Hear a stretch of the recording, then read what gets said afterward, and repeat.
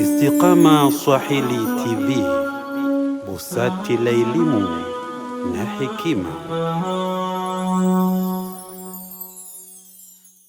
Bismillahirrahmanirrahim. Alhamdulillahi rabbil alamin. Wa sallallahu wa sallama wa baraka ala nabiyyina Muhammadin wa ala alihi wa sahbihi ajma'in. Amma ba'du, fassalamu alaikum wa rahmatullahi wa barakatuh. Nahmadullah subhanahu wa ta'ala alladhi wafaqana liidraki shahri dhil hijjati al-mubarak alladhi qad faddala Allahu ta'ala fihi ibadahu bisunufi an-ni'ami wa minha an ja'ala subhanahu wa ta'ala هذه الأيام العشر الأولى من أفضل الأيام التي يفوق فضلها الجهاد في سبيل الله. Baada ya kumshukuru Allah subhanahu wa ta'ala na kumtakia rehma na amani mtume wetu Muhammadin sallallahu alaihi wasallam, tunamshukuru Mola mtukufu kwa kutujalia kuweza kudiriki na kuupata mwezi huu mtukufu wa Dhulhijja au mwezi wa mfunguo tatu, mwezi ambao Allah subhanahu wa ta'ala amejalia kuwa ni mwezi bora na amejalia siku zake kuwa ni siku zenye fadhila nyingi, na miongoni mwa siku hizo ni siku 10 za mwanzo katika mwezi huu wa Dhulhijja, kwa maana mfunguo tatu, haithu inna Allah subhanahu wa ta'ala aqsama biha, Mwenyezi Mungu mtukufu ameapa kwa siku 10 hizi. Kwa hivyo nasaha zetu kwa ujumla kwa sisi sote Waislamu na kwa jamii kwa ujumla na wazazi, walezi na vijana na watoto ni mambo yafuatayo. Jambo la kwanza ni ightinamu hadhi alfursa, ni kutumia vizuri fursa hii. Tumepewa fursa, nafasi ya kuwa na uhai, tumepewa nafasi ya kuwa tumo katika mwezi huu mtukufu wa Dhulhijja, basi tuutumie kama vile ambavyo ametuelekeza mtume wetu Muhammadin sallallahu alaihi wasallam katika hadithi sahihi ya kwamba ma min ayamin al-amalu salihu fiha khairun wa ahabbu ila Allah subhanahu wa ta'ala min hadhihi al-ayam. Qila wala al-jihadu fi sabilillah ya Rasulullah? Qala na'am, wala al-jihadu fi sabilillah illa rajulun kharaja bi nafsihi wa malihi wa lam yarji' bi shay'in min dhalika. Amesema mtume sallallahu alaihi wasallam kwamba hakuna siku yoyote au siku zote hakuna zenye ubora kama siku 10 hizi za mwezi wa mfunguo tatu, yani hizi za mwanzo 1 mpaka 10 katika mwezi huu, kwamba amali njema inakuwa ni bora ndani yake sana kuliko masiku mengine yote. Maswahaba wakasema, ya Rasulullah, ubora wa amali katika siku hizi ni bora kuliko jihadi katika njia ya Mwenyezi Mungu? Akasema naam, ni bora kuliko hata jihadi fi sabilillah, isipokuwa ikiwa jihadi ya kweli ambayo anatoka mtu kwa mali yake na nafsi yake, maana anatoka kwa roho yake na mali yake, kisha hakurudi kwa chochote katika hivyo viwili, kwa maana akatoa mali yake na akafariki, roho yake ikapotea katika fi sabilillah, lakini hakurudi na chochote, maana kabakia yeye kuwa ni shahidi mbele Allah subhanahu wa ta'ala. Huyo tu ndio atakuwa bora kuliko mwenye kufanya amali katika siku 10 hizi. Wengineo watakuwa bado amali zao si bora kuliko alifanya amali katika siku hizi.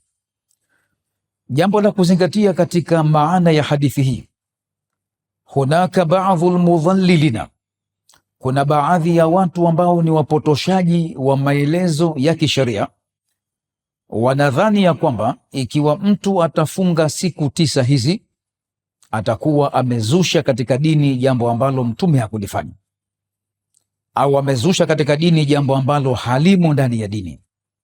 Lakini jawabu ni kwamba hapana.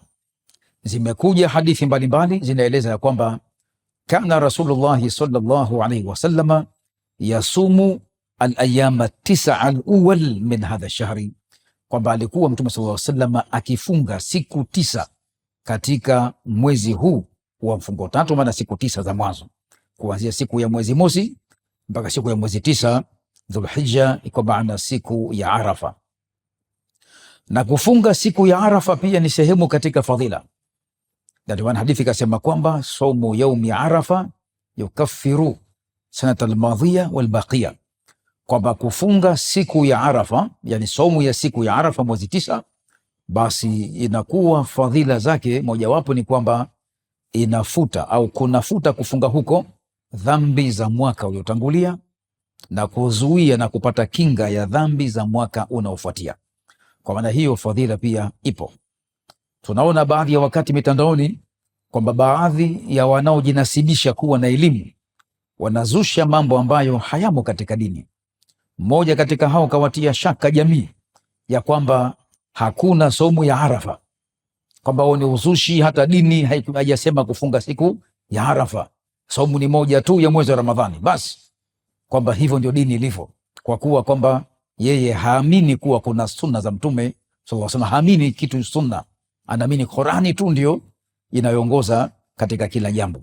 Na huyo tunasema kwamba ni mtu ambaye anahitaji kuelimishwa, afundishwe, aweze kuifahamu hiyo Qur'ani anasema kuwa anaijua zaidi, aweze kuifahamu. Mtume wetu sallallahu alaihi wasallam ameletwa na Allah subhanahu wa ta'ala, na kutajwa kwa sifa zake kubwa ni kwamba hatamki mambo kwa matamanio ya nafsi yake. Akitamka jambo basi inakuwa ni wahi, amefunguliwa na Mola wake, akafunuliwa kufahamu sheria, ndipo akatamka. Amesema Allah subhanahu wa ta'ala, wama yantiqu anil hawa in huwa illa wahyun yuha, hatamki kwa matamanio yake isipokuwa anachotamka kwamba ni wahi yuha, ameshushiwa yeye, kapewa taarifa na Mwenyezi Mungu kupitia Jibril ambaye ni malaika na ni mwalimu mwenye nguvu kabisa. Allamahu shadidul quwa dhu mirratin fastawa. Kwa hivyo maelekezo ya dini ni kwamba siku ya Arafa ipo katika Uislamu, na hiyo ndio kauli na ni ijma'i ya maulama wote. Hakuna ambaye amesema hakuna saumu ya siku ya Arafa, na hadithi sahihi zipo kuonesha maelezo hayo.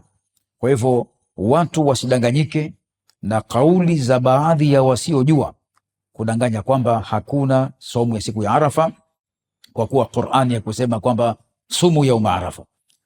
Juu ya hayo, huyu ambaye anadhania kwamba sunna haina nafasi yoyote isipokuwa Qur'ani tu, bado anafika pahala lazima atahitaji kurudi katika sunna, sababu ndio utaratibu wa Qur'ani. Mtume sallallahu alaihi wasallam ameshushiwa wahi, ameshushiwa sunna, na pia ni sehemu katika wahi, ili kuweza kufafanua Qur'ani tukufu. Tukitafuta baadhi ya mambo katika sunna au katika Qur'ani hatuyakuti, mpaka tuangalie kwamba je, Qur'ani imesemaje, sunna imefafanua namna gani? Sasa huyu ambaye anasema kwamba haamini sunna, anaamini Qur'ani tupu, hebu atuambie basi swala ya dhuhuri raka 4 kazitoa wapi? Tunasikia vizuri Atuambie kwamba, hebu tupe aya imesema kwamba swala ya dhuhuri sallu dhuhra 4 rak'ati mfano. Kuna aya inasema hivyo? Hakuna. Kuna aya gani imesema kwamba magharibi ni raka 3? Hakuna aya imesema hivyo. Udhu umetajwa katika Qur'an bila shaka, sala imetajwa, wa aqimu salata wa atu zaka, lakini je, uswali raka ngapi mfano? Useme nini katika kusali kwako? Je, anaposwali yeye zile takbira zile kusema Allahu akbar, sami Allahu liman hamida, atahiyatu mubarakatu, ameyatoa wapi? Sababu Qur'ani haikusema kaini tahiyatu, haikusema kwamba kwenye tahiyatu useme hivi. Haya ameyatoa wapi? Ina maana yeye anaswali bila kutumia haya. Ina maana yeye sasa ni mtu ambaye hafahamu, na hafahamu kama hafahamu. Kwa maana yeye ni mtu ambaye hajui na hajui kama hajui. Kwa hivyo inabidi kwanza afundishwe kuwa hajui kama hajui, kisha afundishwe kuwa hajui, ndio baadaye ndio akishajua hilo sasa aelimishwe mengineyo. Akifundishwa mengine ambayo hajafahamu na kujitambua mwenyewe, itakuwa hayaingii. Ni sawa na donda lile au jeraha na imefanya kovu juu yake, ukipakaa dawa juu ya kovu hutoweza kutibu kidonda, sababu huyu mtu ni kidonda, ni jeraha hili limevunda, linahitaji kutibiwa vizuri, kusafisha uchafu wote kwanza ule utoke, kisha ndo najaza maarifa sahihi. Tuko pamoja inshallah. Kwa hivyo hili jambo la kwanza. Kwa hivyo tumeambiwa kwamba al-amalu salihu fiha khairun, amali ya khairi yoyote ndani ya mwezi huu na 10 hizi za mwanzo, basi ni kheri kubwa sana. Kwa hivyo Mtume sallallahu alaihi wasallam kwa kuwa ana hekima na amepewa wahi na Allah subhanahu wa ta'ala, ametuwekea kanuni ya ujumla kwamba amali ya kheri yoyote ni nzuri na ni bora na ni kheri mno. Kwa hivyo hakuna haja kukwambia mtu bwana, amali hii haifai, inafaa. Mfano 10 hili tunakumbushana kuhusu 10 hizi, ni jambo la kheri. Ukienda nyumbani ukawakumbusha watu wako wa nyumbani kuhusu kutumia siku 10 hizi bora, japo zibakia ni kidogo, maana chini ya nusu ya 10, basi hiyo pia ni kheri. Ukiamua kutembelea wagonjwa, jambo la kheri. Kwenda kuombea dua waumini makaburini pale, ukawasomea dua, toa salamu na uombe dua, Allahumma ghafir lahum warhamhum wa'afihim wa'fu anhum, waombe rehema za Mwenyezi Mungu. Hiyo ni katika kheri, na kila amali ya kheri utakayoifanya basi inaingia katika jumla yanayoruhusika, wala sio bid'a wala sio uzushi katika dini. Kwa pia kufunga siku 9 hizi ni jambo ambalo ni sunna kufanya na fadhila zake ni kubwa sana. Kwa kuwa tuna mengi ya kuzungumza, lakini tuna mahitaji ya kukumbushana maeneo mengine ambayo ni muhimu katika jamii zetu. Mmoja katika mambo hayo kwamba tukumbuke kwamba mwezi huu wa Dhulhijja ni katika miezi mitukufu. Dhulqaada, Dhulhijja, Muharram na mwezi wa Rajab ni katika miezi mitukufu minne ambayo imesema Allah mtukufu ndani ya miezi hiyo, kwa maana kuhusu miezi hiyo kwamba inna iddata shuhuri inda Allahi 12 shahran fi kitabillah, kwamba hakika idadi ya miezi mbele ya Mwenyezi Mungu katika kitabu cha Mwenyezi Mungu, miezi idadi yake ni 12 tokea siku ambayo ameumba Allah subhanahu wa ta'ala mbingu na ardhi. Kisha akasema minha, miongoni mwa hiyo miezi 12, arba'atun, minne katika miezi hiyo, hurumun, ni miezi mitukufu, ni mwezi wa Dhulqaada, Dhulhijja na Muharram ambao ndio unaanza mwaka mpya wa Kiislamu, kisha na mwezi wa Rajab. Miezi hii ni mitukufu zaidi kuliko miezi mingine iliyobakia katika miezi hii ya Kiislamu. Kwa maana hiyo akatwambia Allah mtukufu ya kwamba fala tadhlimu fihinna anfusakum, basi musifanye dhulma ya nafsi zenu katika miezi hiyo, kwa maana musifanye aina yoyote ya dhambi katika miezi hiyo. Na hii haina maana ya kwamba makatazo ya kufanya dhambi ni katika miezi minne tu, miezi 8 wanaruhusika watu kuasi. Haimaanishi hivyo, bali hapa inamaanisha kwamba ndani ya miezi hii kufanya dhambi yoyote, basi inakuwa dhambi ile inakuwa ina ubaya zaidi na ukubwa zaidi katika adhabu yake kuliko kuasi katika miezi mingine, japokuwa kila maasi ni makosa. Na ndio maana Allah subhanahu wa ta'ala ja'ala taqdisa au alqadasata lilamakini walazmani, amejalia Mwenyezi Mungu kwamba utukufu uko katika maeneo maalum na utukufu pia uko katika nyakati na zama maalum, lakini pia utukufu katika watu maalum wacha Mungu.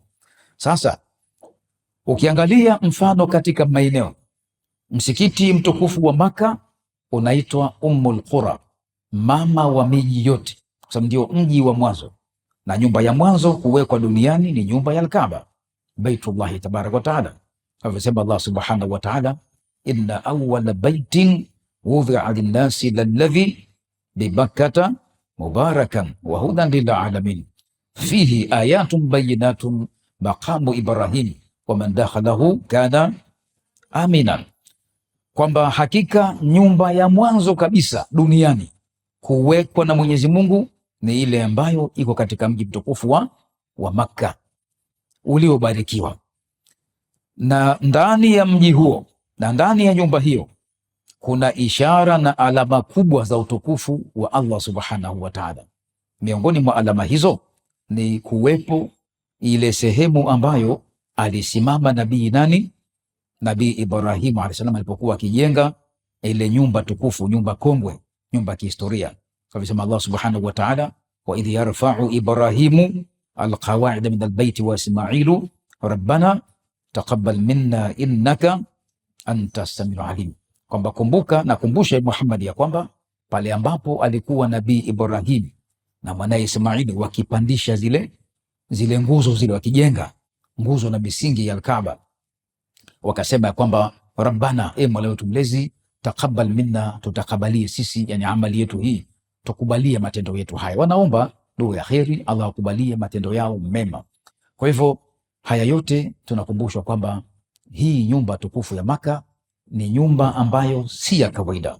Msikiti wa Maka si kama msikiti wa kawaida, na ndio maana Allah mtukufu akauita kwamba ni mji wa amani. Wa man dakhalahu kana aminan, atakayeingia katika mji huo na katika msikiti huo, basi yuko katika amani kabisa, hana hofu yoyote.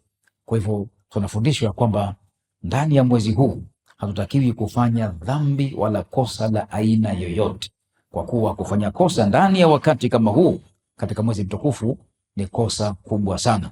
Kama vile ambaye atakayefanya kosa ndani ya msikiti wa Maka, basi atakuwa amekosea adabu zaidi nyumba ya Mwenyezi Mungu kuliko kufanya kosa kama hilo katika msikiti mwingine wa kawaida ambao si msikiti wa Maka, sababu utukufu wa maeneo unatofautiana.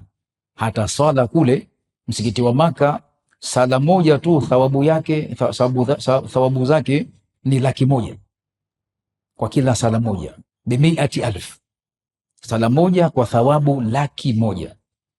Msikiti wa Madina sala moja kwa 1,000 thawabu. Tofauti ni kubwa sana, 100,000 huku, kule 1,000. Msikiti wa Palestina Al-Masjid Al-Aqsa sala moja kwa thawabu 500. Misikiti iliyobakia yote duniani, hata huu japo ni mkubwa, huu si mdogo, huu na wa Makuti yote sawa sawa. Msikiti wenye Makuti na huu kwa thawabu zote sawa, ni daraja 27 katika thawabu wa kila mwenye kusali katika jamaa. Kwa unaona kwamba tofauti ni kubwa sana. Kwa mwenye kufanya kosa katika msikiti ule ni tofauti na kufanya kosa katika msikiti mwingine wowote katika dunia hii. Kwa hivyo lazima mtu atahadhari, na wakati huu wa mwezi wa mfungo 3 ni vibaya zaidi kukosea kuliko kukosea katika mwezi mwingine wowote ambao si miezi hii mitukufu minne tuliyotaja, Dhulqaada, Dhulhijja, Muharram na mwezi mtukufu wa Rajab.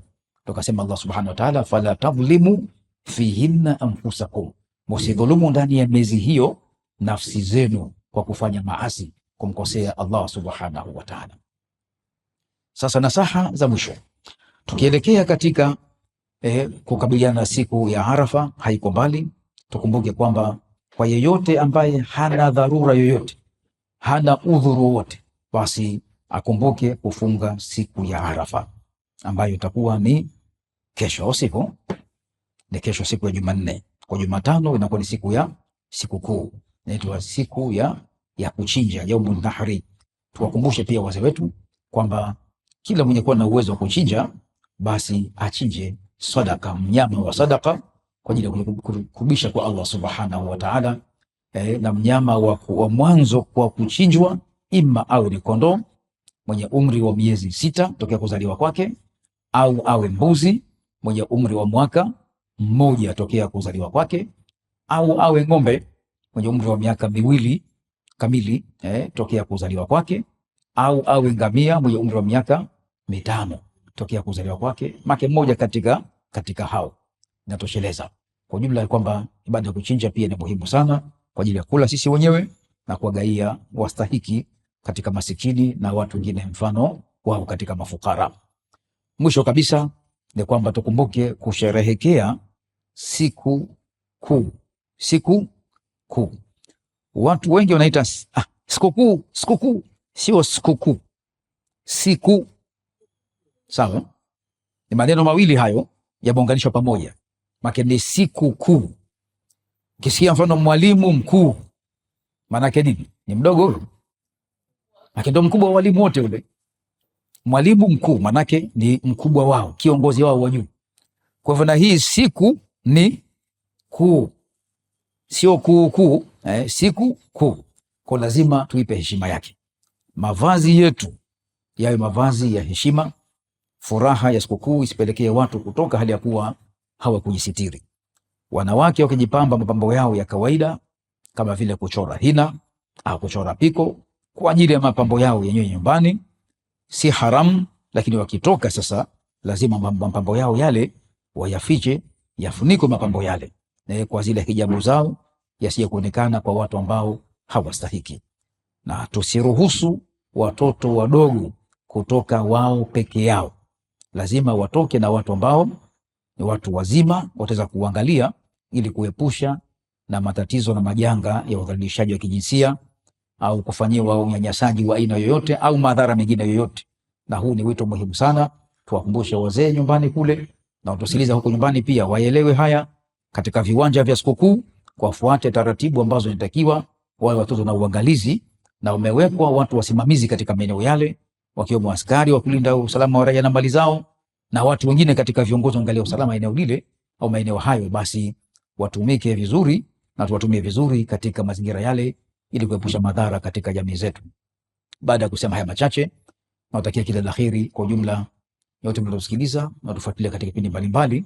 Mwenyezi Mungu mtukufu atujalie tupate kuingia katika sikukuu ya Idi tuwe katika furaha kwa kupata fadhila za Allah Subhanahu wa Ta'ala, na kujiepusha na kila aina ya maasi, na kudumisha zile dhikri katika zile siku tatu zote ambazo fanya dhikri zile, kama alisema Allah Subhanahu wa Ta'ala, wadhkurullaha fi ayyamin ma'dudat, na mtajeni Mwenyezi Mungu katika masiku yenye kuhesabika.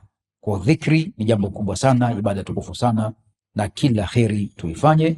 Hiyo itakuwa mpata vizuri kutumia siku hizo 10 na nyinginezo kwa kupata radhi za Mola Subhanahu wa Ta'ala.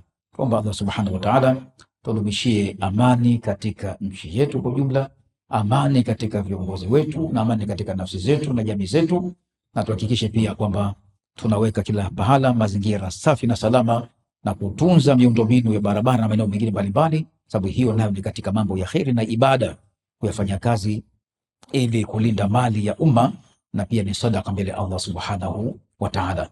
Wallahu ta'ala waliyu tawfiq. Aqulu qawli hadha wa astaghfirullah al-azim li wa lakum wa li sairil muslimin fastaghfiruhu innahu huwal ghafurur rahim. Wassalamu alaykum wa rahmatullahi wa barakatuh. Istiqama Swahili TV, busati la elimu na hekima.